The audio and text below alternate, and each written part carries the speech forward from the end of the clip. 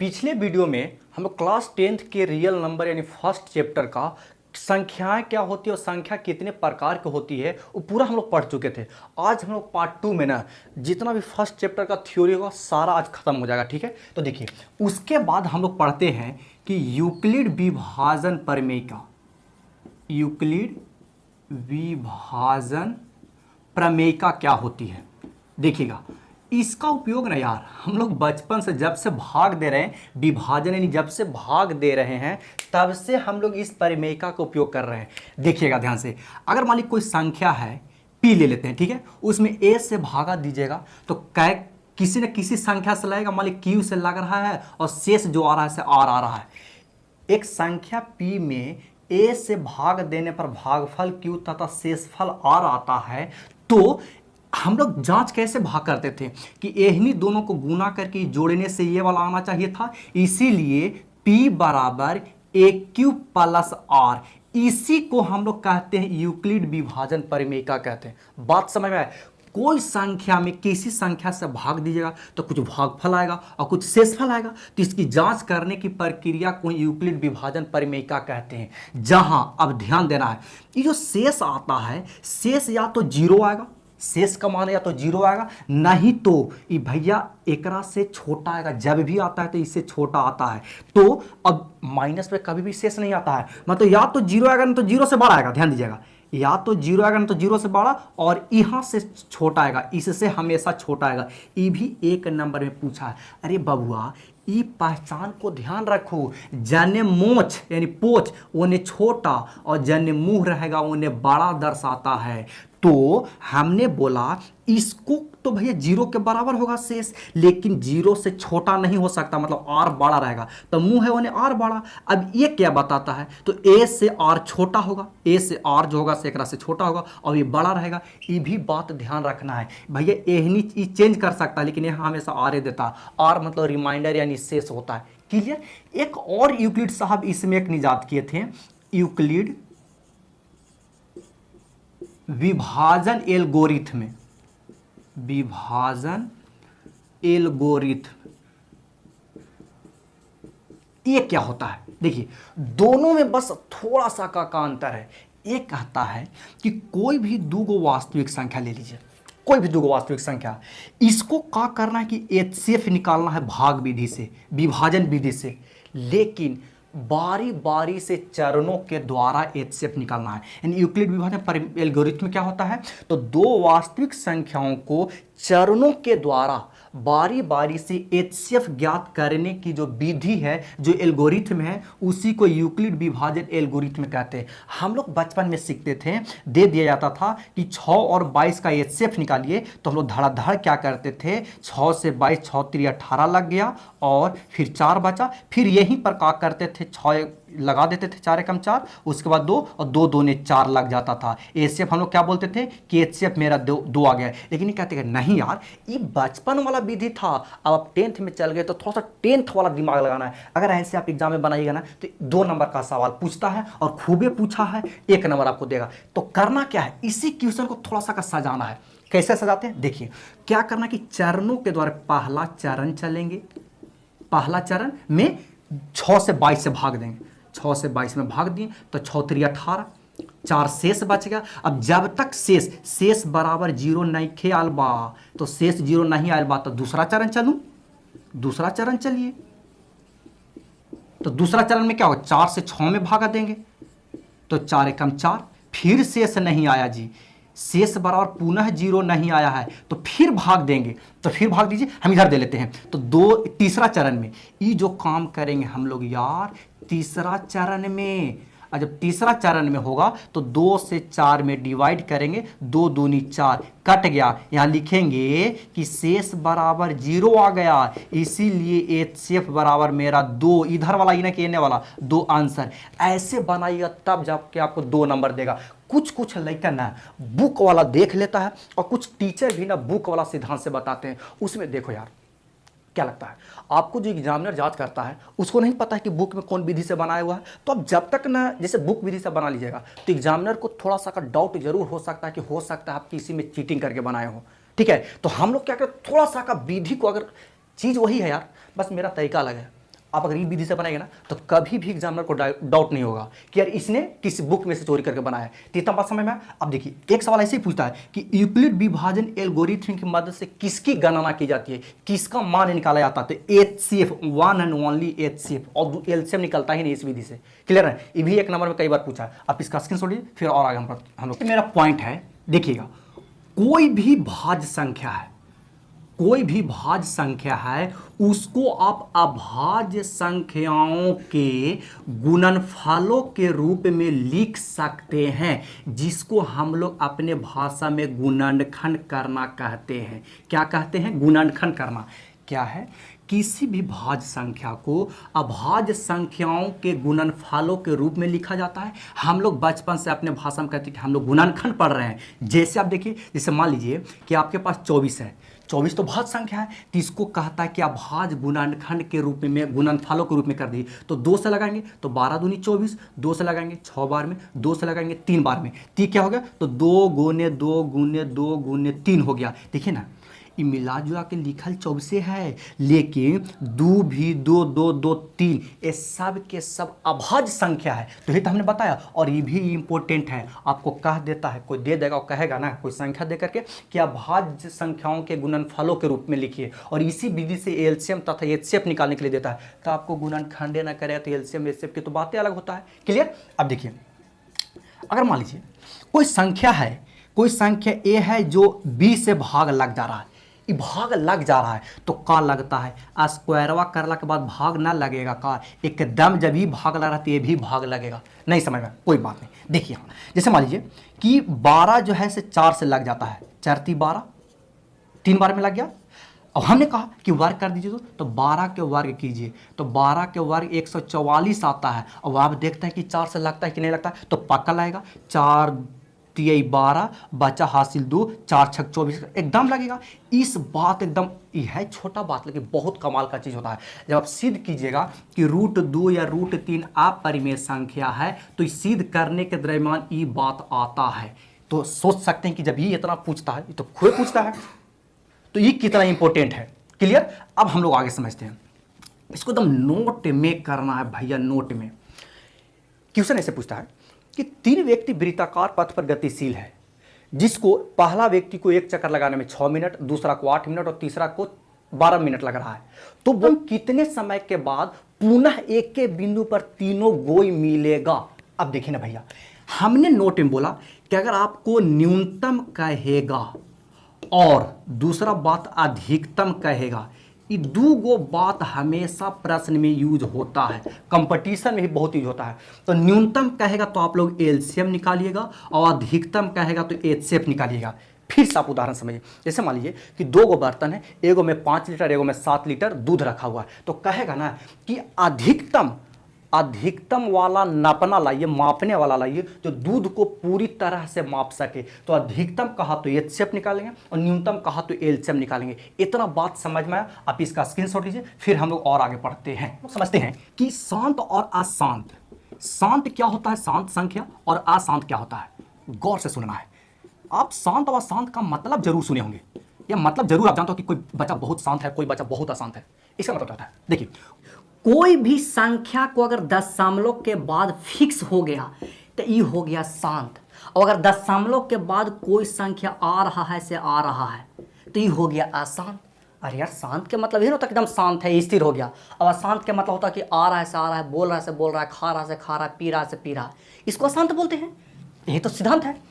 अब शांत परिमेय संख्या का तो ठीक है भैया, आप बोल रहे हैं जैसे 2 बटा हमको कहा जाए कि 5 शांत है, क्या शांत है, तो हमको भागा देना पड़ेगा। लेकिन कभी कभी प्रश्न पूछ देता है कि बिना लंबी विभाजन प्रक्रिया से बताइए कि वो शांत होगा कि अशांत होगा, तो आप कैसे बताएंगे? आप तो कह रहे हैं कि भागा देना पड़ेगा। तो उसका एक और उपाय है।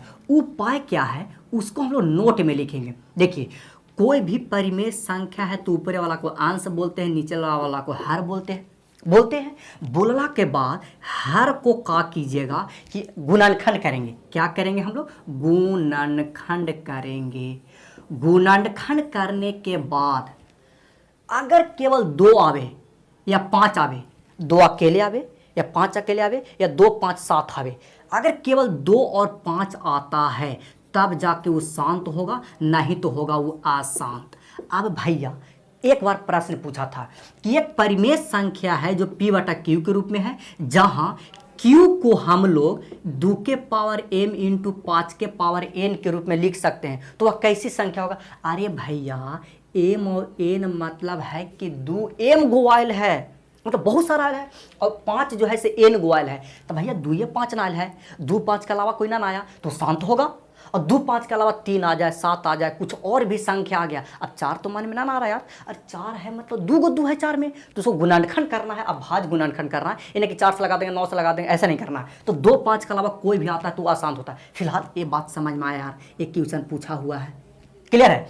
अब हम लोग अशांत की बात करते हैं। अशांत में नोट में क्या होगा, तो देखिए अगर अशांत में हर का गुणनखंड किए, गुणनखंड करने के बाद 2 और 5 के अलावा कोई और आ जाए, अलावा कोई और भी संख्या आ गया तो क्या होगा? अशांत होगा। कोई और कहने का मतलब 3 5 7 11 13 17 ये सब कोई भी संख्या आ गया तो क्या हो जाएगा? अशांत होगा। अब हम लोग उदाहरण के मदद से समझते हैं। उदाहरण में ये सवाल पूछा हुआ है, आपको स्टूडेंट फ्रेंड में भी क्वेश्चन है और एनसीईआरटी में भी क्वेश्चन है कि 6 बटा 15 क्या होगा। तो भैया ठीक है, आपने बोला है कि हर को पकड़िए, अंश बटा हर, ऊपरला को अंश बोलते हैं, निचला को हर बोलते हैं, तो हर बराबर मेरे लिए 15 हो जाएगा। गुणनखंड कर लेंगे तो 3 गुने 5 आ जाएगा। ये तो भैया 2 5 के अलावा मेरा 3 आ गया है, तो ये तो अशांत बना दिया, लेकिन ऑप्शन में है वो आंसर होगा इसका अशांत। ला ई का लफड़ा है भाई, आपने तो बताया कि भाई निचला गुणनखंड कीजिए, तो ये तो आसान है क्योंकि 3 आ गया है। नहीं, अगर काटने वाला रहेगा ना यार तो उसको काट छाट कर लेना है। तो देखिए ना यार 6 बटा 15 काट रहा है 3 का पहाड़ा में, 3 दूनी 6, 3 5 15। अब एक रियल जो परिमेय संख्या 2 बटा 5 है, अब नीचे तो खाली 5 ना आ गया यार, इसीलिए यहाँ शांत है। और क्वेश्चन तो भैया आपको ऐसे नहीं पूछेगा क्योंकि काटने वाला रहेगा तो लेकिन बहुत ही फंसता है। और आपको उदाहरण देते हैं सेकेंड में, देखिए जैसे आपको रहेगा 17 बटा 175, इसको देख लेते हैं। ये कटेगा नहीं, नहीं कटेगा तो हर का गुणनखंड कर लेते हैं, तो हर बराबर मेरे पास है 175। तो देख रहे हैं कि 5 से लग रहा है तो 5 है 15 और 2 बचे 5 बचे 25, ये बचे फिर से 5 से लगेगा, 5 7 35, तो 5 गुने 5 गुने 7, ला 5 के अलावा 7 आ गया, तो कैसी संख्या है? अशांत संख्या है। इतना बात क्लियर हो गया। लेकिन एक इसमें और बात है, वो बात क्या है? इसको हम इरेज करते हैं। देखिए अशांत भी 2 प्रकार के होते हैं, एक होता है अशांत आवृत्ति, आवृत्ति, सेकेंड में होता है अशांत अनावृत्ति, अशांत अनावृत्ति। ई कहां से आ गया भैया? कोई बात नहीं, देखिए दोनों तो अशांत रहेगा, मतलब दशमलव के बाद बार बार आवित रहेगा, लेकिन आवृत्ति और अनावृत्ति, देखिए आवृत्ति के मतलब होता है कि एक चीज बार बार दोहराना, आवृत्ति का मतलब होता है दोहराना। आप गौर कीजिएगा 2.343434 डॉट डॉट डॉट इन है 3 4 3 4 3 4 बार बार आ रहा है, तो इसको लिख सकते हैं 2.34 के ऊपर रेखा, जिसको बार भी बोला जाता है। तो ये बोलेंगे है तो आसान क्योंकि दशमलव के बाद बार बार आ रहा है और है एक ही संख्या आ रहा है, दोहरा रहा है, इसलिए इसको अशांत आवृत्ति कहेंगे। उसी प्रकार से 2.5 के ऊपर ऐसे रखा है, वो भी हो जाएगा 2.3782। अब ऐसे भी कर दिया, इसका मतलब है कि 82 बार बार आ रहा है। 0.3 के ऊपर ऐसे कर रहा है, मतलब 3 बार बार आ रहा है। तब तो अगर हम लोग बाटा के रूप में देखें तो देखिए इसका मान निकालिएगा ना जी, तो 3.3333 आवित रहेगा, टी भी अशांत आवृत्ति है। क्लियर हो गया। अब देखिए ना, हम आपको बताए थे आप परिमेय और परिमेय संख्या में कि जिसके ऊपर रेखा होता है वो कैसी संख्या होती है? परिमेय संख्या होती है। तो ये बात ध्यान देना है। एक बार पूछा था कि अशांत आवृत्ति होती है परिमेय अपरिमेय दोनों प्राकृतिक संख्या, तो भैया ये परिमेय संख्या होता है। अशांत आवृत्ति कैसी संख्या होती है? परिमेय संख्या होती है, क्योंकि उसे p बटा q के रूप में हम लोग लिख सकते हैं। हम लोग पढ़ने वाले अभी तुरंत पढ़ने वाले इसके बाद। अब अशांत अनावृत्ति क्या होता है कि भैया अशांत होगा लेकिन कोई भी संख्या बार बार नहीं आएगा, जैसे 1.303 000 इस तरह से क्वेश्चन दे देता है। देखो ना यार, कहाँ 3 1 0 3 2 0 3 3 0, कहाँ एक चीज़ बार बार आ रहा है? नहीं आ रहा, तो अशांत अनावृत्ति है। 2.4 1 2 3 7 6 डॉट डॉट डॉट। अब बताइए ना कौन संख्या आपको लग रहा है कि बार बार आ रहा है?